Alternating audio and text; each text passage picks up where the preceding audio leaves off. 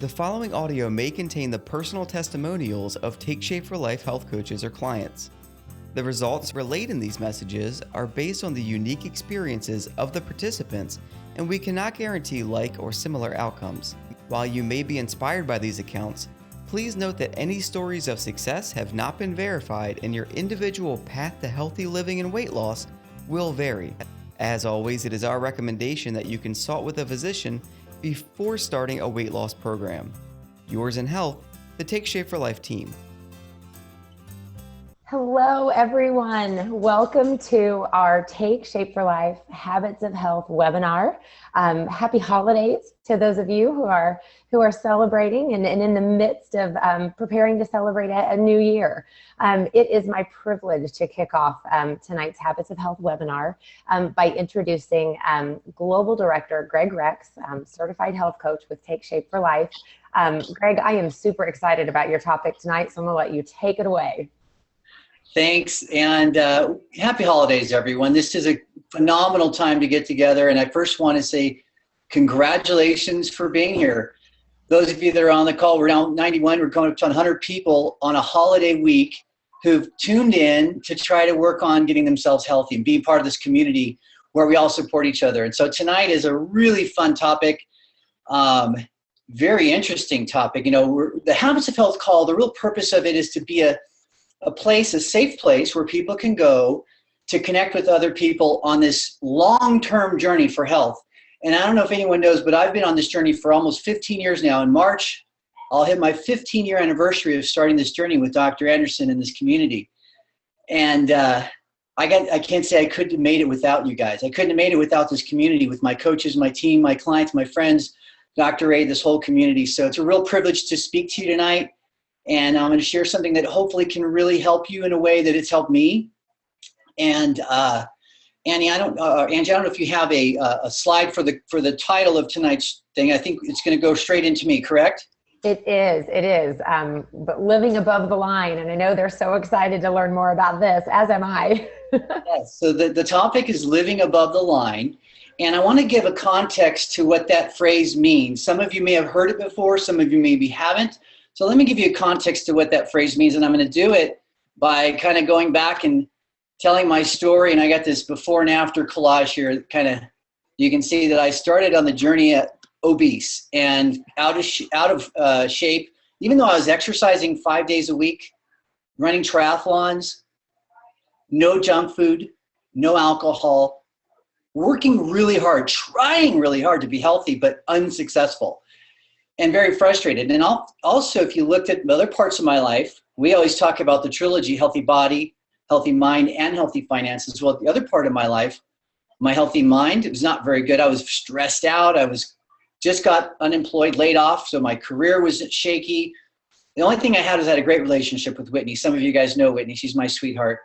But I got to say, I felt out of balance. I felt like my life was out of control, and I didn't know what to do.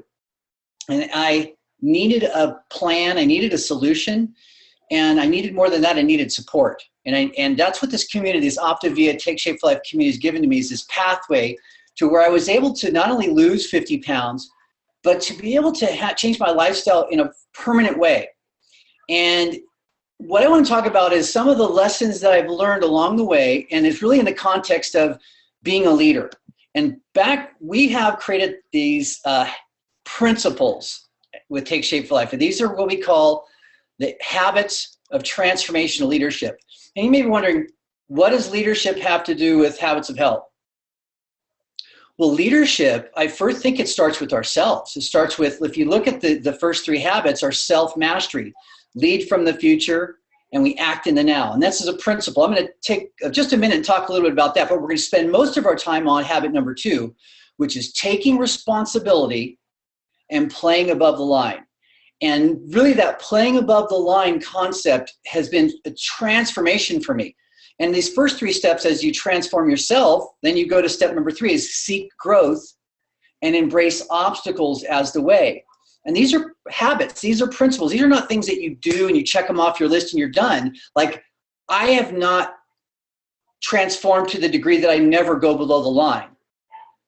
or that I never get frustrated or upset and lose my temper. It's not what it's about. It's about when I do, can I recover? Can I catch myself? Can I master my emotions? Can I master my choices, my thinking, that self-talk in my ear? Can I master self-mastery? Because if I can, then I can go to step number 4, which is we go into relationship and we connect authentically. We connect with another person and we cultivate trust. We build that bond. We build that trust relationship. And then if that's there, then we can move on to step number 5, which is awaken potential and then help transform masterfully. And we can be on this journey together. And when somebody is trying to improve themselves and I'm trying to improve myself and we're working together, 1 + 1 doesn't equal 2, 1 + 1 = 11. It's this synergy and we transform masterfully together.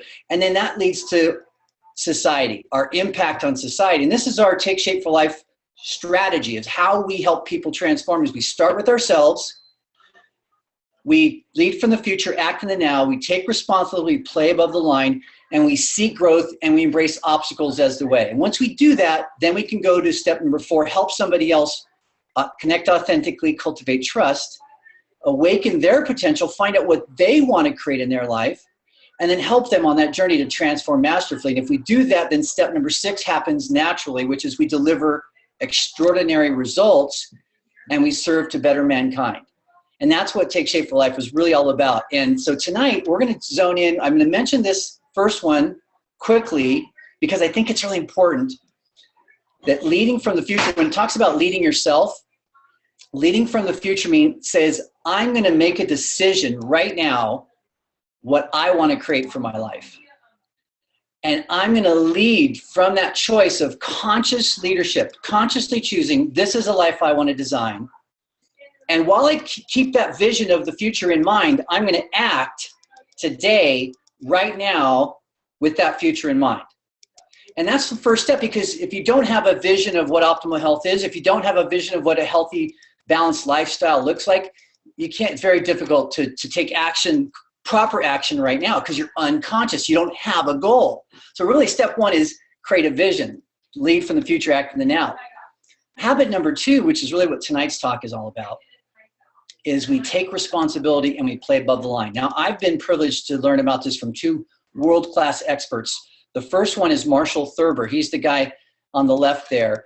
And then the other one is a handful of leaders that wrote a phenomenal book that's probably one of the best books on this topic. It's called The 15 Commitments of Conscious Leadership. And so I'm going to take some material from these 2 sources and kind of talk about how I've used them in my life. And then I'd like to ask if anyone else would like to either has a question or share, you can write it in the chat, or we can take a moment, we can check in, and we can actually even have a conversation if somebody would be interested in doing that. So let me talk about this above the line concept. Now, this holiday season used to be my toughest time. I would get to mom and dad's, and my mom is a baker. She bakes everything from scratch, and she is phenomenal. And her favorite thing is baking cakes and pies. And you know, there's literally 6 pies at the holiday season. And food in our house was this thing is like, that's how she shows love, is by cooking this phenomenal meal. And so when I would struggle, I'd go to the holiday season, I'd overdo it, I'd wake up in the morning and I'd feel like terrible, and first thing I'd go into blame. Gosh dang it, my family never has any healthy food around, there's nothing to eat, all these pies, all this temptation. And if I go into blame, then I'm making my mom wrong, I'm making my sister wrong, I'm making everyone else wrong. And that's not a very healthy place, but that's sometimes where I go. The second thing I go is I start to justify. I start to kind of rationalize in my mind, well, it's only once a year, the holiday season, and, well, I can always work it off tomorrow. I can, skip something, or I can work out a little extra hard. I start to justify in my mind. That's the next thing I sometimes do. The third thing I often do is I beat myself up. I shame myself. For, oh man, there you go again, Greg. You go and you tell yourself you're going to be healthy and you're going to stay on program, but you went off the plan, and I beat myself up and I shame myself. Now, all 3 of these conversations are below the line in this concept of staying above the line. Below the line write this down. If you're taking notes, or if not, just make a mental note of this. When you're in blame, justify, or shame, you are wasting energy. So make a note. You waste energy below the line. The other thing that happens is there's no learning. Because if I'm not taking responsibility, if I'm blaming everyone else, there's no way I can learn. The only way I can actually move forward is to get above the line, and above the line is where responsibility is. And what responsibility really simply means is I'm able to respond. Now, there's times when something happens in my life and I react unconsciously and I go right to blame, or I go right to making excuses, or I go right to beating myself up. And that's just being human. That's reacting. Situation happens. I didn't want it to happen, but I react. But that's reacting. Being responsible is doing this thing that Dr. A talks about, is stop, take a breath, challenge, ask yourself some different questions, and then choose to respond. Responsible means you're able to have life throw you curveballs, because guess what? Is life going to throw you curveballs? Yes or no? 100% guaranteed. You're going to lose someone you love. You're going to start something that's going to fail. You're going to try something and make a mistake. And if you beat yourself up, you make mistakes, and you beat yourself up and you stay below the line, you never learn. You never grow. You can't get to step 3, which is seek growth and embrace the obstacles. Because guess what? Where do you grow? If you get, here's another funny story that Marshall, who taught me this principle, he goes, my son used to come home and he would celebrate. Look, Dad, I got it, 100%, I got it. He's all excited. One day he came home and he was all sad and down, and he didn't show him his report card. And he goes, well, something's wrong. And he goes, son, how'd it go today? And he didn't want to show him because he got a bad grade. And he was beating himself up, and he felt terrible that he didn't get a good grade. And Marshall says, well, let me ask you a question. When you got 100% on this paper right here, did you really learn anything new? And he goes, not really, because he got it all right. You just confirmed what he already knew. But when you got this wrong, did you ask yourself, well, how did I get this wrong? Did you did you go out and look up what the right answer was? Yeah, so which lesson did you learn more? The one you got all right, or the one you made a mistake? And in the reality, if you think about our lives, we learn way more from making mistakes than we do from avoiding blame. So this whole concept about taking responsibility is about being the CEO of your own life. Taking responsibility, playing above the line, is when you say, hey, things are going to happen, but I'm not the effect. See, below the line on this diagram here, when things happen, if you're below the line, you're the effect. You're at the effect of circumstances. Who's in charge? Other people, other things, the boss, the government, the weather. Outside of you is the control. But when you stay above the line, when you take responsibility and you play above the line, then that's where you're open to learn. That's where you're open to grow. That's where you're now the cause of the destiny of your life. You're the cause of the relationship you have. You're the cause of the physical body you have. You're the cause of the career you choose. You're the cause of the family you create. You're at cause because you are the hero, not the victim. And if you look on the left-hand side right over here, so some people, if they're below the line, they see themselves as failure. When you're above the line, you see that, hey, I just got some feedback. I just learned something. If you're below the line, you're usually in fear. When you're above the line, you're in love. When you're below the line, you're the victim. Oh, woe is me. Everything happens to me. When you're above the line, you're the hero. You're the victor. You had the problem come and you overcame it. When you're below the line, you make excuses and you have judgment. When you're above the line, you create results and you have acceptance. You accept life as it is. Accept the fact that my mom loves to cook pies. That's not going to change, ever. Why would I want it to change? It's one of her gifts. if I'm going to take responsibility, how I show up is I bring, like I did tonight, I'm at a healthy happy hour tonight with one of my coaches. We've got about 30 people in the other room, and we're going to have a healthy holiday dinner. And I brought Optavia sweet potatoes with cinnamon and some sugar-free maple syrup, and that's my dessert. So I'm responsible for having the sweet, healthy dessert that I want, and I don't have to make anyone wrong, and they can have whatever they want. And I can say I'm responsible for my choices. So it's this change of mindset that changes everything. And so I want to just check in right now and see if there's any comments or questions, or maybe it'd be helpful to ask anyone who might have a question or even a share that they've maybe had some kind of an experience like this that would be relevant. Greg, if I can chime in, we did have a great question from Dana. She said she's been really having a struggle with not cheating on plan. She says when she started, she could jump right back in if she had cheated. But now that that's happened a few times, she's not feeling so good about the ability to do that. So she said, what would you recommend for someone to get back into the game for good without cheating or going off plan? That's a great question. And I think it's actually not so much a strategy or a technique, it's more of a mind shift. And the first thing is I would say is that's maybe let's change the way you're languaging it to yourself. Maybe it's not cheating.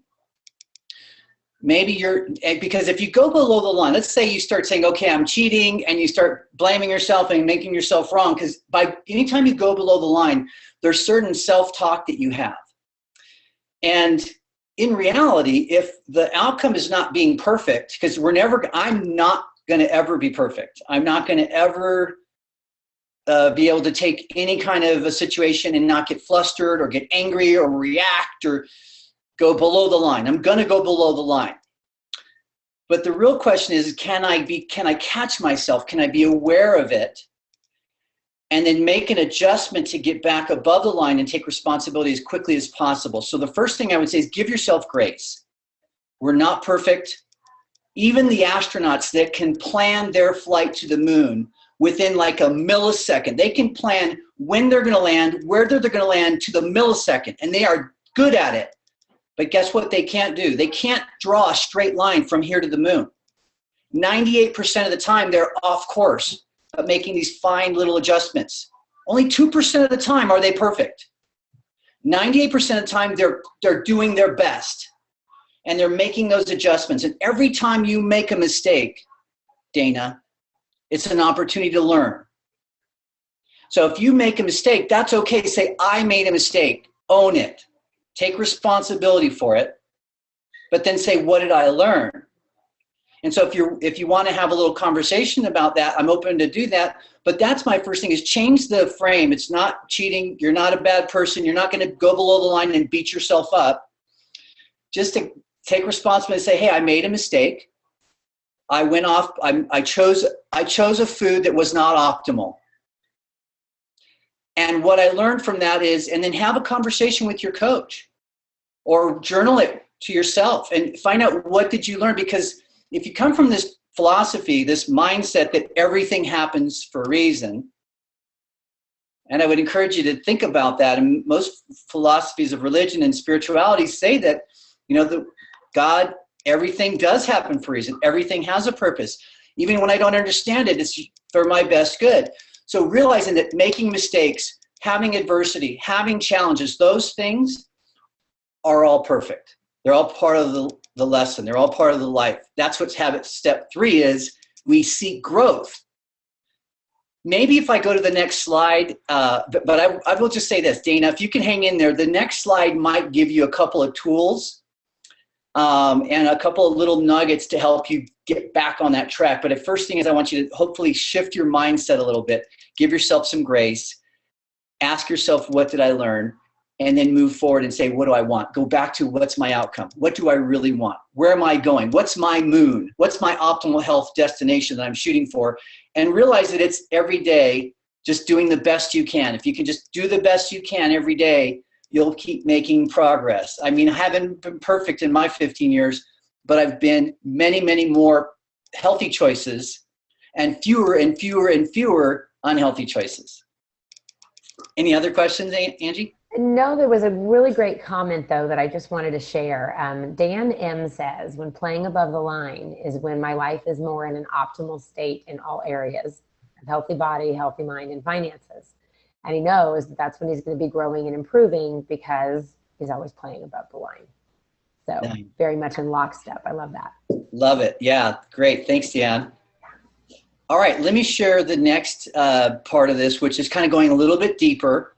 And it's actually how to get above the line when you slip, because we all do, and we all will. We'll all make mistakes, but we're all going to take responsibility. That's step one. And then step two is, okay, how do I get back above the line? When I slip, how do I get back? So let's talk a little bit about that right now. And I have some more visuals here that I think might be helpful. And this is again from the work from the 15 Commitments of Conscious Leadership. And really that the way they define going below the line and above the line is very simple. When you're above the line, you're committed to learning. You're open and you're curious. When you're below the line, you're committed to being right. You're defensive and you're closed. So it's a really simple thing. Above the line, open, curious, committed to learning. Below the line, committed to being right, committed being defensive, and being closed. And once your mind goes to one of those two places, then all these emotions start happening. So for me, when I go below the line, the next thing I typically do is I'll often look for blaming somebody. I get into a negative emotion, like this guy sitting on this cliff. He's kind of looking down, your energy's down, you're kind of frustrated.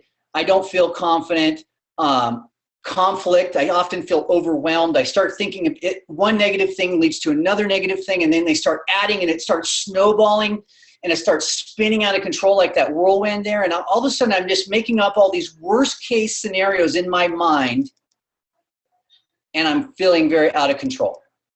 And sometimes I'll get even scared, and I'll start imagining these monsters and these people that are trying to get me. Now, then I get into that full-on victim mode. And that energy is heavy. And if you look at the guy over here, this big heavy energy, this big story that he's created, and all this heavy weight, it's this way out. It's this story that I tell myself that allows me to stay below the line. And I got this story, and I've wrapped it all up with emotion and logic and evidence, and what about this, and she said that, and I got this whole thing. But how I feel is I feel heavy, I feel anxious, and I don't feel like I'm in control. So the shift to getting above the line, the first thing is to being aware. How I often can tell, this is one thing I'm learning right now with one of my coaches, is my body gives me an early warning sign, like a canary in the an early warning sign that there's a storm coming. And the storm of emotion is me going from conscious and happy and present and listening to going defensive and, getting into my below the line. And the feelings that I get, it's like a vibration right below my heart. It's in my upper stomach. We call it the third chakra. If you're into energy medicine, there's a chakra system, and it's one of your energy vortexes. And I start feeling it there.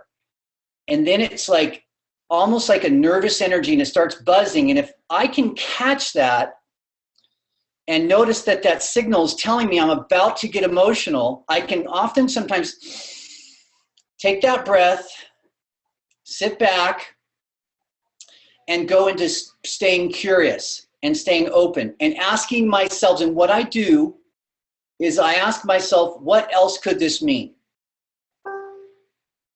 What's another way to look at this? And I actually consciously changed my focus from going below the line to saying, okay, let me ask some questions. Let me get curious. Let me ask questions. Let me listen. Let me feed back what I'm hearing. Because maybe I'm getting defensive and reacting to feedback that's really important to me. Maybe this person is saying something that's important to them, that even though it hurts for me to hear it, it's something I need to know. It's a lesson I need to learn, and I need to take responsibility that even if I didn't know I was upsetting them, what if I can let them go ahead and share what's going on and not take it personal, but just listen and try to understand? And to not argue, and to not being in defensive mode, but to staying above the line with this conversation, even when it's uncomfortable. It leaves room for play. It leaves room for honesty and connection. So I think one of the things that I will encourage you to do is to practice these 2 habits of successful leadership. And that first one is stop, challenge, and choose. Right out of Dr. A's book, Section 3 of the Habits of Health, the Living a Longer, Healthier Life, is to learn this habit of stop, challenge, and choose. And then the other thing I would say is to be really conscious about your language, first your body. If you get a signal that something's coming, and then if you get that signal, stop, challenge, and choose, and ask yourself empowering questions. Ask yourself questions that keep you open instead of going closed and defensive. And so I'd like to go back to the chat room, or maybe open it up for some questions and see if there's any even shares or insights that people have, because this is probably something that many of us have had experience of. Something happens, we go below the line, we catch ourselves, and then we say, okay, what's a more conscious, mature, responsible way to deal with this? And then when you change, here's what I've noticed.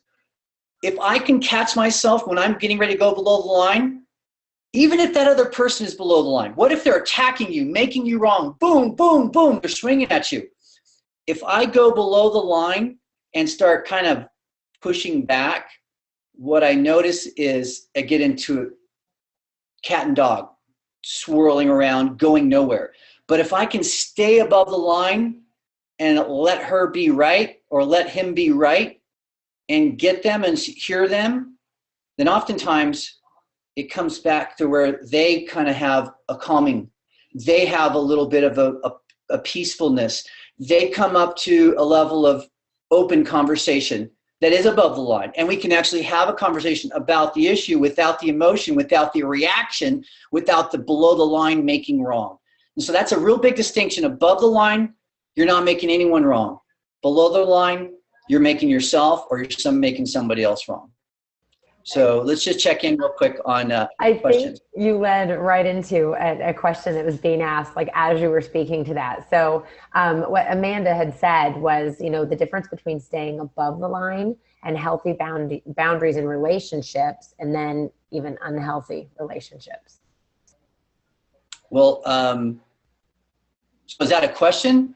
Well, I think it was about, but I think you were kind of answering it as this was being typed. I think it was happening all at once. But I think the important piece is that, you know, it can be done just exactly with what you said, you know, that you can, you're not looking for blame. You're not looking for somebody being wrong, right? When you're above the line, you know, is what you're sharing. And so that was a great point. Then there was one more. She'd like to know what the 6 steps were at the beginning. Can you go back to the leading from the future, act in the now, taking responsibility? Can you go back to that slide for us? Sure, no problem.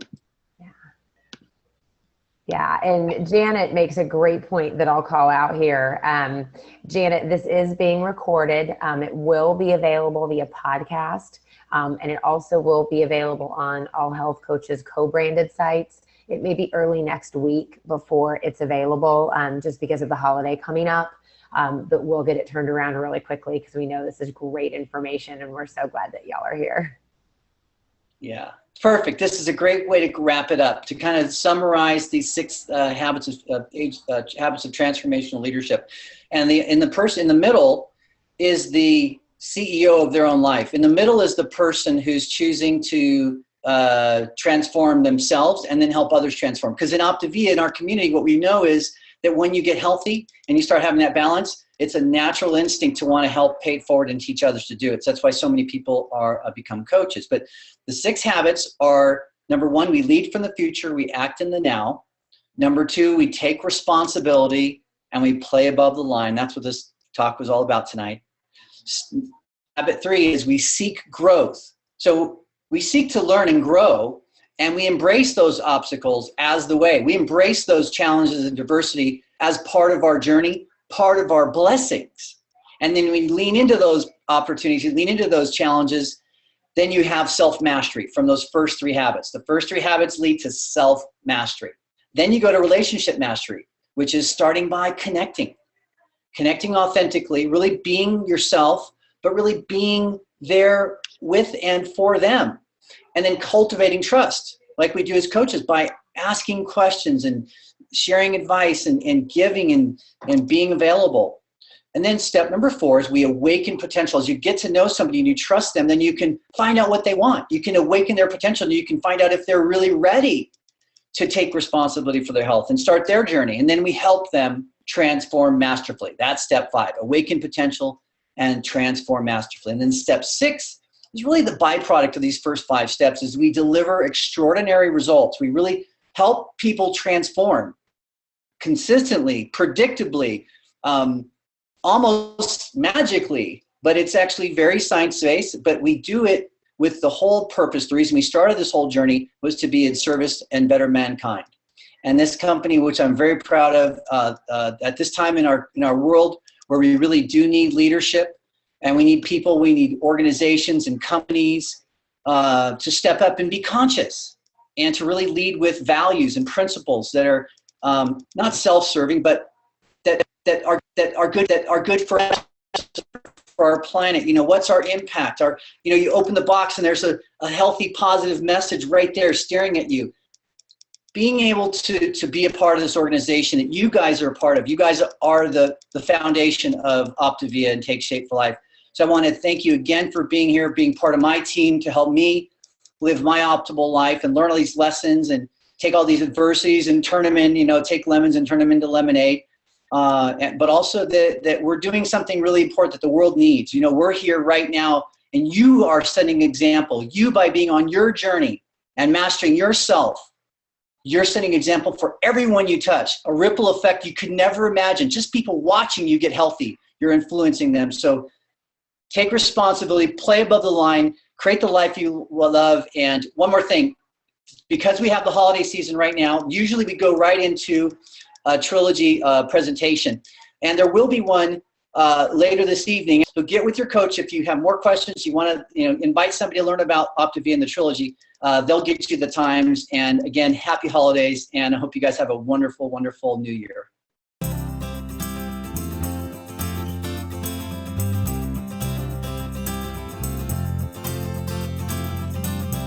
The preceding audio may have contained the personal testimonials of some Take Shape for Life health coaches or clients.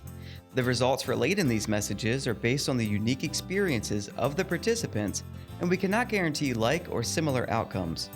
While you may be inspired by these accounts, please note that any stories of success have not been verified, and your individual path to healthy living and weight loss will vary.